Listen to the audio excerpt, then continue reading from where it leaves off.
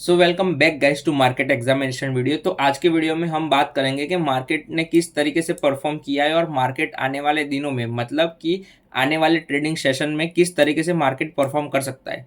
तो अभी निफ्टी में बहुत कुछ ऐसा है नहीं जिसमें हम डिस्कस करेंगे, बहुत सिंपल एनालिसिस इसका हो जाएगा कि बहुत इंपॉर्टेंट लेवल कौन सा है, सबसे पहला इंपॉर्टेंट लेवल ये है और फिर ये इंपॉर्टेंट लेवल है। हमें ये देखना बहुत इंपॉर्टेंट होगा कि मार्केट इन लेवल्स को ब्रेक करके ऊपर की ओर सस्टेन करना शुरू कर देता है। अगर वो शुरू कर देता है तो हम कहेंगे अब ये बॉटम बन चुका है और मार्केट एक नई रैली के लिए रेडी हो रहा है अभी। बट एज ऑफ नाउ मुझे कोई भी जल्दी नहीं है, जल्दबाजी ऑफकोर्स मैंने पोजीशंस बनाई है बट मेरे को कोई भी जल्दबाजी नहीं है और ना ही मैं ये मान के चल रहा हूँ कि मार्केट में अब ये एक अच्छा खासा बाउंस बैक आएगा ज़रूर। बट ये क्या पुल बैक आएगा वो बुल मार्केट में कन्वर्ट होगा नहीं होगा वो भी ऐसा मैं मान के नहीं चल रहा हूँ। मैं अभी न्यूट्रल रहना पसंद करूंगा। जैसे हमने बोला था 2.5 दिन का फंडा इधर परफेक्ट लगा था, उसी तरीके से अगर आप देखो तो आज वॉल्यूम कम हुए हैं।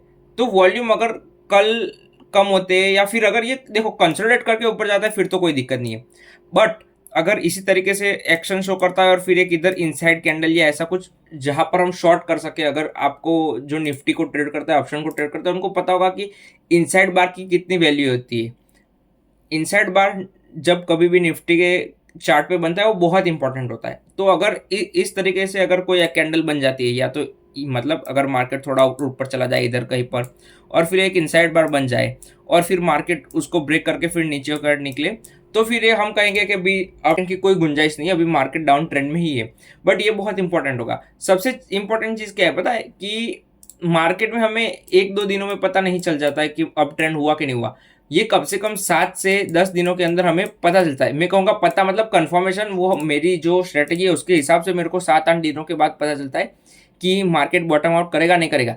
बाकी ऐसा भी हो सकता है कि मेरे को ऐसा लग गया कि मेरे सिस्टम ने भी बता दिया कि मार्केट अब बॉटम आउट कर चुका है, अब मार्केट ऊपर जाना चाह रहा है। बट ऐसा भी हो सकता है फिर वहां से मार्केट नीचे गिरे। बट सबसे इंपॉर्टेंट लेवल जैसे मैंने बताया यही रहेंगे। इन लेवल्स के ऊपर मार्केट अगर निकलता है और फिर सस्टेन करना शुरू करता है तो फिर एक अच्छी चीज़ होगी। इसे हम पॉजिटिव तरीके से देखेंगे और हम कहेंगे कि बुल मार्केट के लिए मार्केट एक बार के लिए रेडी हो रहा है। जैसे ही अपन बात कर लेते हैं स्मॉल कैप की, तो स्मॉल कैप ने बहुत ही अच्छा gap down gap up opening की और फिर वो ऊपर के लेवल्स पे सस्टेन कर रहा है आराम से। तो ये बहुत अच्छी चीज़ है। तो अगर आप देखोगे तो मैंने स्मॉल कैप में भी अलर्ट लगा के रखा है। मेरे को स्मॉल कैप में भी चाहिए कि स्मॉल कैप इन लेवल्स के ऊपर निकले, तभी मैं कहूँगा कि अब एक बार के लिए मार्केट में तेजी का माहौल बन रहा है या मार्केट बहुत स्ट्रेंथ शो कर रहा है। अगर आप देखो गोल्ड और सिल्वर को, तो आप सिंपल चीज़ देखोगे कि क्या हो रहा है इन दोनों में। एक अच्छी खासी गिरावट आई और फिर उधर से डेड कैट बाउंस। यही चीज़ होती है कि अगर स्टॉक गिरता है तो वो कहीं तो रुकेगा, ऐसे तो स्टॉक गिर नहीं जाएगा। ऑफकोर्स जब गिरता है स्टॉक तो उसकी जो इंटेंसिटी होती है वो बहुत फास्ट होती है, बट वो ऐसे नहीं गिरेगा कभी भी। जैसे मैं मार्केट को भी बोल रहा हूँ कि मार्केट क्यों ऐसे डायरेक्ट गिर रहा है, उसे रुकना पड़ेगा। तो मार्केट अगर रुकेगा तो और ज़्यादा अच्छी तरीके से गिर सकता है। उसी तरीके से ये अगर इतना गिर गया फिर एक दिन इतना ऊपर आ गया तो क्या हो गया। ठीक है, इसमें क्लियर सिल्वर और गोल्ड में क्लियर डाउन ट्रेंड है। इसमें कोई मेरे को गुंजाइश लगी नहीं रही है कि अभी भी मतलब एक बुलिश रन जैसा इधर दिखा ऐसा कुछ होगा, ऐसा नहीं। अच्छा ऑफकोर्स आ सकता है, इधर ऊपर आ सकता है, फिर कहीं कंसोलिडेट करे फिर वहां से ऊपर जा सकता है। बट जो वन वे मूव आते हैं वो मेरे को ऐसा कहीं दिख नहीं रहा है कि मार्केट में अभी मतलब कॉमोडिटी मार्केट में गोल्ड और सिल्वर पर्टिकुलरली मेरे को दिख नहीं रहा है कि ऐसे वन वे मूव आएंगे। तो अभी एक बार के लिए उनको छोड़ ही देना बेटर रहेगा। अब अपन बात करते हैं मैंने कौन सी पोजिशन आज बनाई है।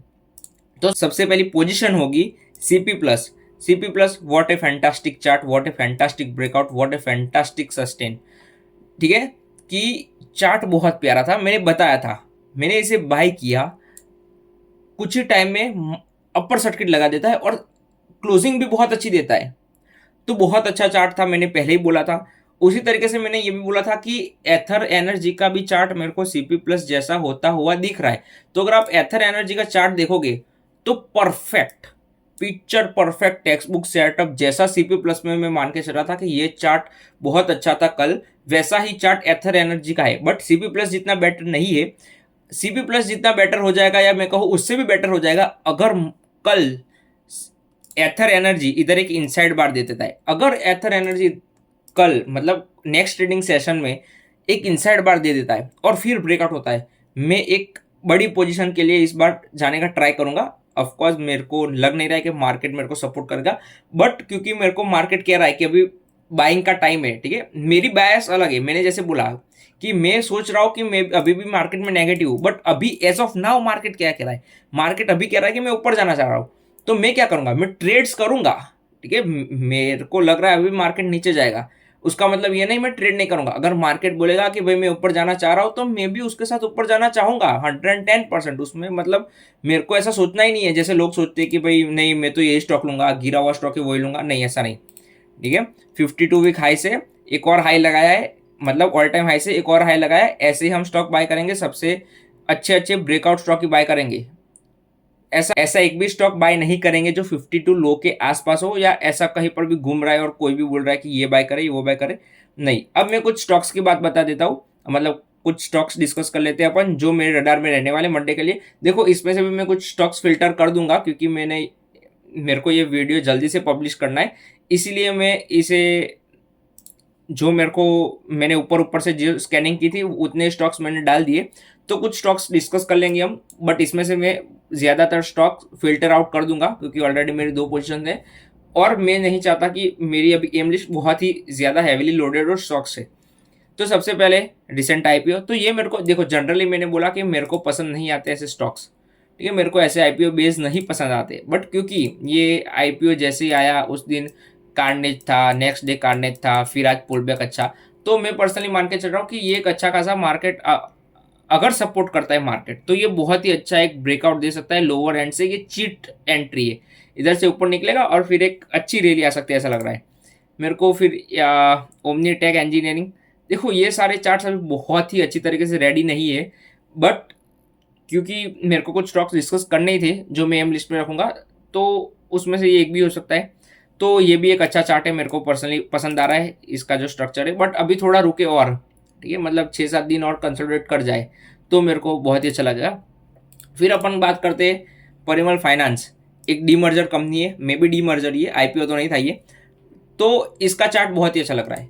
देखो ये स्टॉक बहुत ही चौपी है, बहुत ही चौपी स्टॉक है, बट जब मूव करता है तब वन वे मूव करता है। अगर आप देखो इधर जब मूव किया तो कंटिन्यूस 14% ऊपर गया था, तो उसी तरीके से जब मूव करता है तो ये बहुत क्लीन मूव्स देता है, ऐसा मैंने पास्ट में देखा। अगर आप इधर भी देखो तो बहुत क्लीन मूव्स आते हैं इसमें।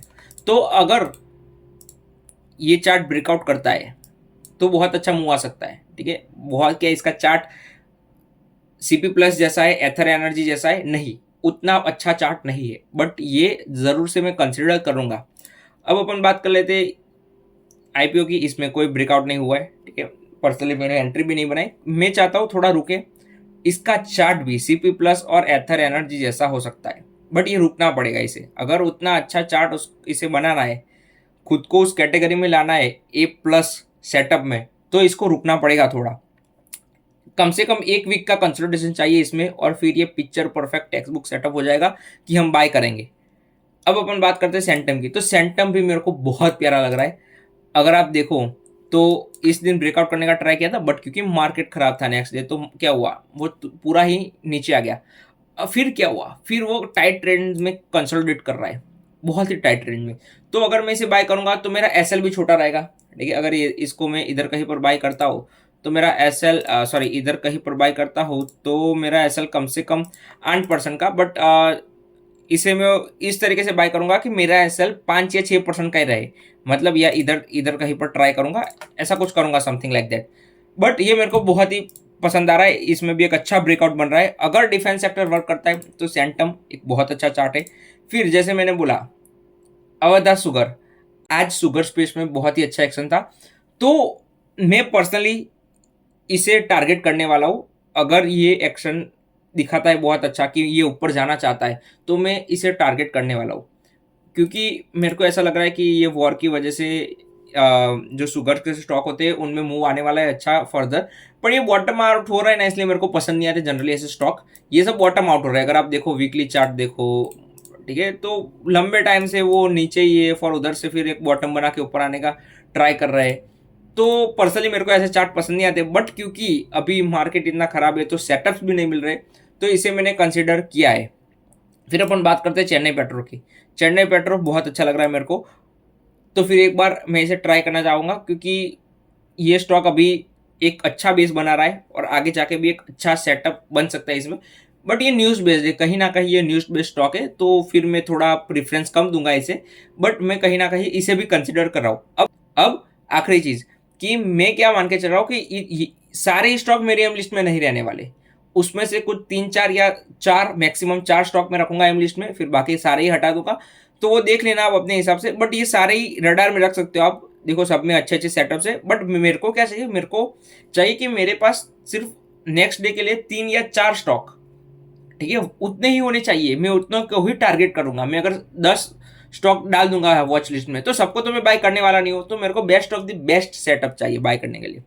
तो इसलिए मैं इनमें से कुछ निकाल दूंगा और फिर चुनिंदा में ही फोकस करूंगा।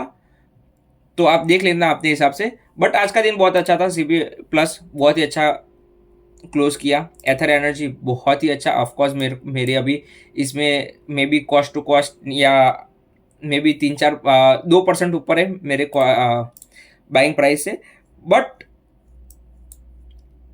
इसका चार्ट मेरे को बहुत पसंद आ रहा है और क्लोजिंग भी बहुत अच्छी दी है और ब्रेकआउट करता है, तो फ्राइडे को एक बड़ी पोजीशन बनाने का मैं सोच रहा हूँ, ठीक है। एनीवेज गाइस, इतना ही था आज के वीडियो में। तो ये अगर वीडियो आपने पूरा देखा होगा तो शेयर करें, लाइक करें, सब्सक्राइब करें। जो प्राइवेट चैनल में ज्वाइन ऑलरेडी हो चुके वो ये ना समझे कि मैं उधर से निकाल नहीं दूंगा अगर आप कमेंट नहीं कर रहे हो और लाइक नहीं कर रहे हो। देखो बहुत सिंपल चीज़ है, अगर मैं पैसे नहीं मांग रहा हूँ तो मैं कुछ तो एक्सपेक्ट करूंगा आप लोगों से, ठीक है। अगर मैं पैसे से प्राइवेट चैनल नहीं बना रहा हूँ तो मैं एक्सपेक्ट करूंगा कि आप मेरे वीडियो को लाइक करो, सब्सक्राइब करो, ठीक है, शेयर करो। ये सारी चीज़ें तो मैं एक्सपेक्ट कर सकता हूँ ना, अगर फ्री में इतना सारी चीज़ें सिखा रहा हूँ तो ये करो।